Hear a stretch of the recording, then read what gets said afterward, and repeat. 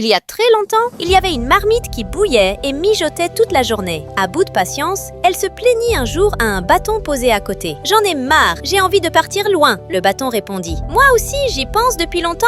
Allons-y ensemble, c'est plus amusant à deux. » Et voilà, ils partirent découvrir le monde. Ni l'un ni l'autre n'était très malin. La marmite était vide à l'intérieur et le bâton pas très futé non plus. Au début, tout se passa bien. Sur la route, un taureau furieux fonça sur la marmite, prête à la casser. Mais le bâton sauta et frappa le taureau sur le dos. Dérouté, le taureau s'arrêta. Pendant ce temps, la marmite plongea dans la rivière et cria au bâton « Nage et rejoins-moi plus loin !» Le bâton, lassé de frapper le taureau, sauta aussi dans l'eau. Le taureau resta sur la berge, bredouille, tandis que les deux compères traversèrent la rivière. Plus loin, ils croisèrent un monstre des mines. En voyant une marmite et un bâton se balader seuls, il prit peur et s'enfuit en criant « Mon Dieu, quel drôle de père !» En courant, des pièces d'or tombèrent de son sac. La marmite et le bâton ramassèrent tout. Le bâton mit les pièces dans la marmite qui devint bien pleine. Ils étaient ravis et commencèrent à rêver. La marmite imaginait se faire renforcer avec du fil de fer pour ne plus jamais se casser et se faire remplir de bons plats par un cuisinier. Le bâton, lui, voulait un bouton doré pour sa tête.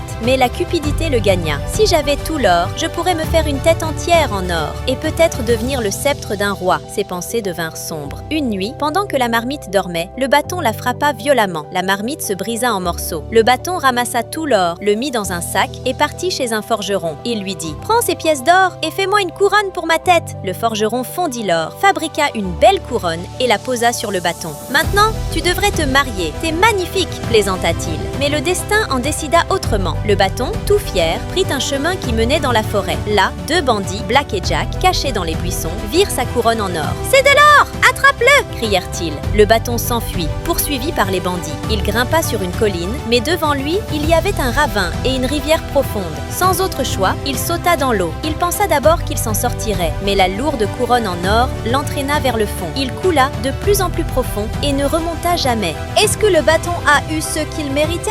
Abonne-toi et aime donc la vidéo pour la suite!